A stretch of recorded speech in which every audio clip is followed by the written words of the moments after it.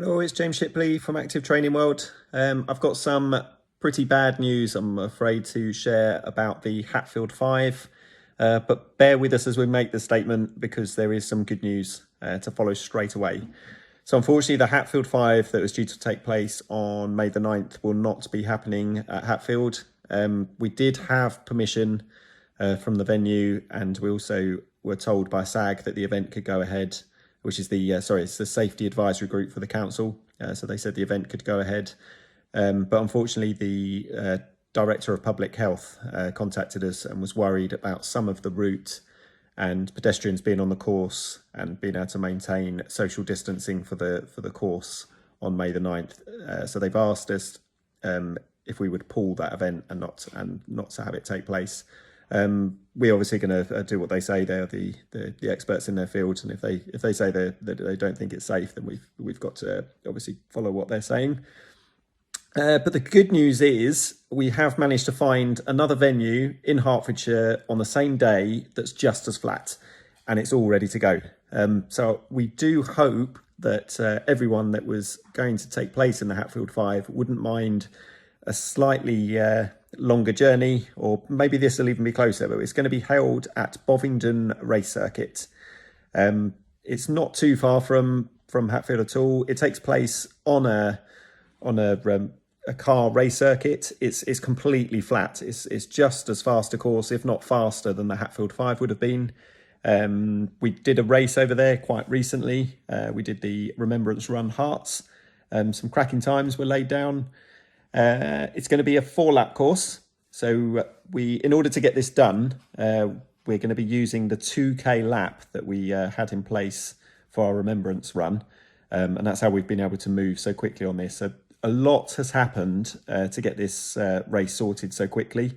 One thing I do want to address is I'm paranoid that people might think they've been hoodwinked into entering an event somewhere else. So that really is not the case. We did have permissions from everybody for the Hatfield 5 to take place, but there was a change at the last minute, and this all happened yesterday.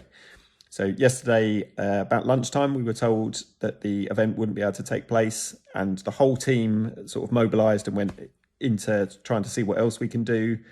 The Drift Limits guys managed to sort us out, said that we'd be able to have the venue there. We contacted Hugh Jones, who's our course measurer, and said, can you adjust it from being a 4-lap race to the exact distance that the 5 mile is going to be? So he's drawn up all the paperwork yesterday.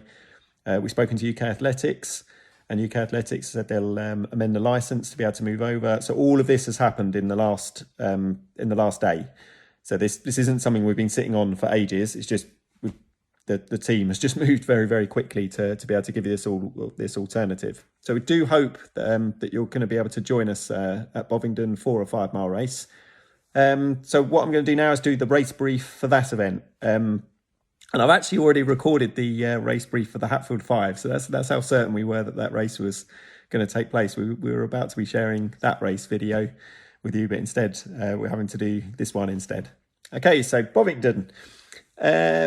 Parking completely free, but one of the things that's going to be a slight issue with Bovingdon is there's a bit of a single track road that leads up to the venue. So we don't want cars coming and going throughout the day, otherwise you're all just going to get clogged up on that road. So what we want people to do is if you are a sub 36-minute runner, then you're going to start at 9 o'clock. So we want you to arrive around about 8 o'clock would be good, about an hour before your race. Then if you're 36 minutes to just under 45, so 44 minutes, 59 seconds, your race is going to start at 10 o'clock. And if you're over that time, over 45 minutes, then your race is going to start at 11 o'clock. But we want all the cars to be in before 10 o'clock. Okay, so if you are taking place in that last race, the over 45 minutes, we'd like you to arrive before 10 o'clock. And we don't want any cars to leave the race circuit until after 10 o'clock. So hopefully all the cars will be in, and then we can start letting the cars go from that first race after 10 o'clock. If you could do that, it will make everything very smooth, and our parking marshals will thank you for helping out there. Okay, so when you arrive, we'll park you up. If you follow the parking marshals, we'll tell you where to park. And there is a route. If you look in your race information, it will show you how to get from the car parking to where the registration area is. So there is a route so that you don't have to cross the path where the runners will be going round the course.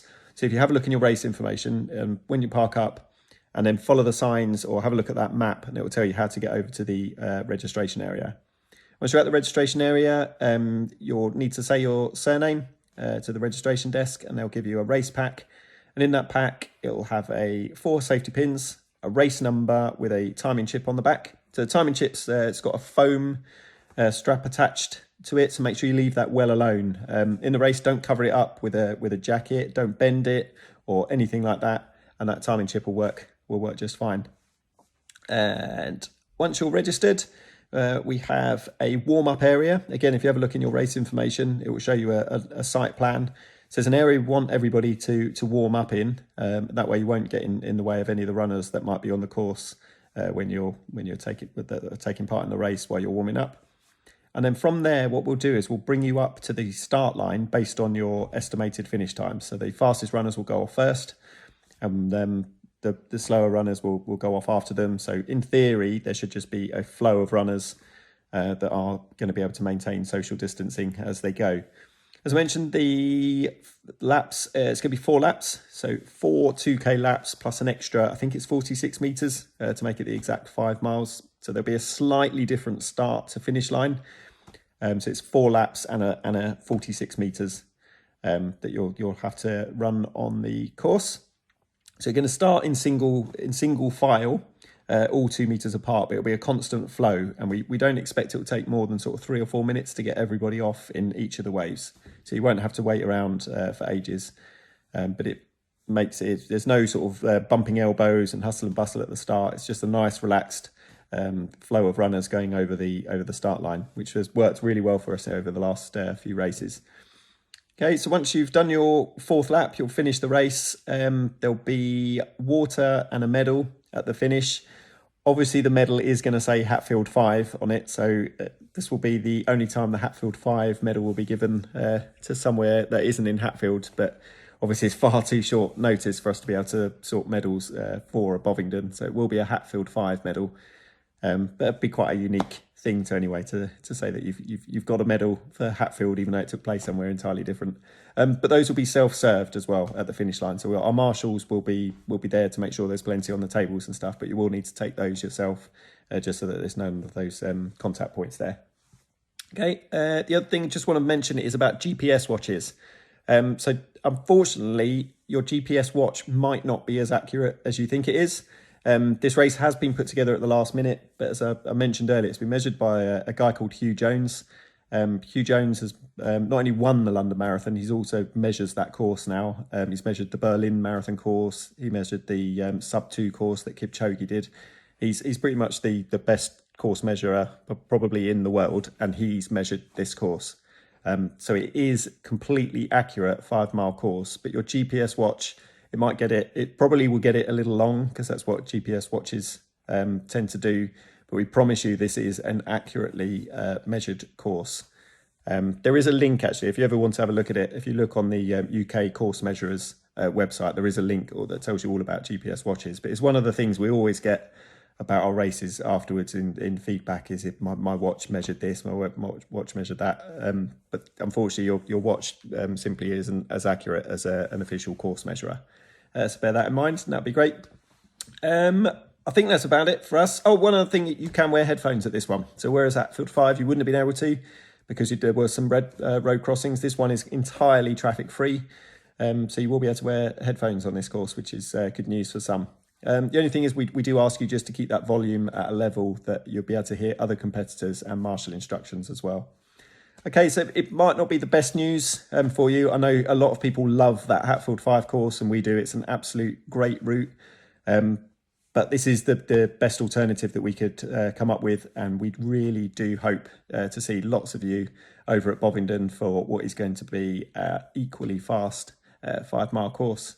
Okay, so if I've missed anything out, or if you've got any other questions, pop them in the comments below, and our team will do our very best to get back to you as soon as we can. But thanks again for all the understanding that you've shown Active Training World. over the last, well, feels like lifetime, but over the last year anyway. And yeah, it's very much appreciated. And yeah, we look forward to seeing you at Bovingdon. Okay, cheers.